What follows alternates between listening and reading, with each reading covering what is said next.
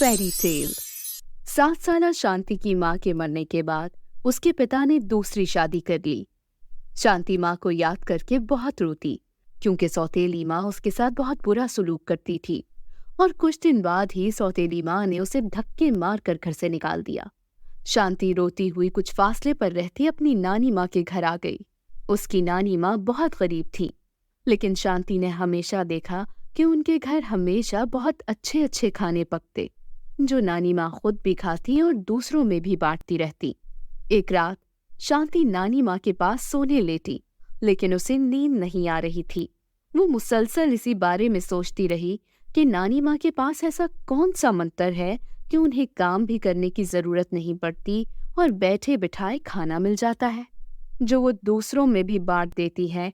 और खाना बनने से कुछ देर पहले नानी माँ मुझे घर से बाहर बच्चों के साथ खेलने क्यों भेज देती है? मुझे भी ये मंत्र सीखना चाहिए ताकि मैं अपनी पसंद के खाने खा लूं। उसे कुछ समझ न आया और वो आखिरकार सो गई। अगले दिन जब नानी माँ ने उसे कहा कि बाहर जाकर खेलो, तो उसने बहाना बना दिया। नानी माँ, मेरी तबीयत बहुत खराब है, पेट में दर्द हो रहा है, मैं बाहर जाकर नहीं खेल सकती। नानी माँ ने कुछ देर उसे देखा, फिर उसे कहा, चलो तुम सो जाओ, आराम करोगी तो ठीक हो जाओगी। उसने मुस्कुराते हुए जल्दी से कंबल ओढ़ा और सोती बन गई। कुछ देर बाद उसे बर्तनों की कटपट की आवाज सुनाई दी और फिर चूल्हा जलने की। उसने जरा कंबल हटाकर आंखें खोलकर देखा तो नानी माँ चूल्हे पर बड़ा सा खाली देगचा रखे उसमें चम्मच हिला रही थीं और आंखें बंद किए मुंह ही मुंह में कुछ बड़बड़ा रही थीं।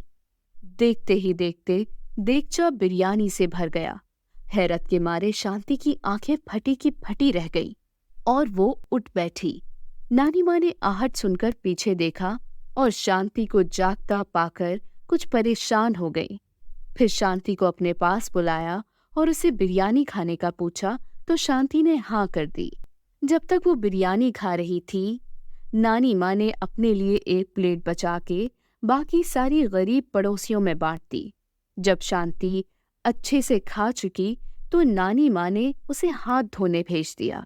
जब वो वापस आई तो उसे पास बुला के अपनी गोद में बैठने के लिए कहने लगी, मेरी बेटी को बिरयानी कैसी लगी?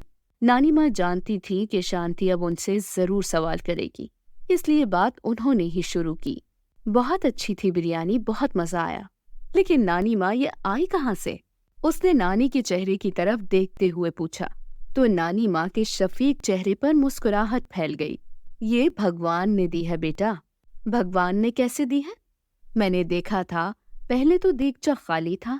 अच्छा, मैं एक बात बताती हूँ, लेकिन किसी को कभी मत बताना। जी नानी माँ, मैं किसी को कभी नहीं बताऊंगी। और नानी माँ बोलने लगी, शांति, वो सख्त सर्दियों के दिन थे और एक दिन मैं भूख से निढाल थी। 2-3 दिन से मैंने कुछ नहीं खाया था। मैं रोती हुई भगवान से प्रार्थना कर रही थी, तभी अचानक मेरे सामने एक रोशनी प्रकट हुई और रोशनी से आवाज आई, रो मत नानी माँ, मुझे भगवान ने भेजा है, मैं आपकी मदद करूंगी। बताइए क्या चाहिए आपको? जितनी बड़ी चीज मांगेंगी मैं दूंगी, लेकिन सिर्फ एक बार। मैंने डरते हुए उस रोशनी की तरफ देखा, फिर सोचा कि ऐसी क्या चीज मांगूं। कुछ समझ न आया तो मैंने कहा, मेरा कोई भी सहारा नहीं है और ना ही मुझ में इतनी ताकत है कि मेहनत और मजदूरी कर सकूं। मैंने 3 दिन से कुछ नहीं खाया है। मैं 3 दिन से भूखी हूँ। कुछ ऐसा कर दे कि मुझे भूखा ना रहना पड़े। और पड़ोस में भी कुछ बच्चे हैं जो बहुत गरीब हैं, मैं उनकी भी मदद करना चाहती हूँ।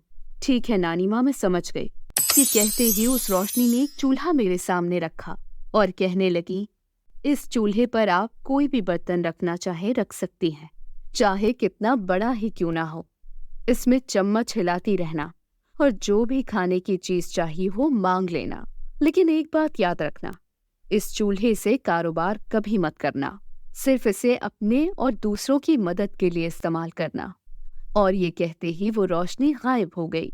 शांति नानी माँ की गोद में बैठी बहुत गौर से ये सब सुनती रही। नानी माँ की बात खत्म होने के बाद उसने फौरन पूछा, नानी माँ, मैं उस चूल्हे से अपनी पसंद की चॉकलेट मांग सकती हूँ? नानी माँ मुस्कुरा दी, नहीं बेटा, अभी नहीं, जब तुम बड़ी हो जाओगी तब तुम इसका इस्तेमाल कर सकोगी, अभी तुम बहुत छोटी हो।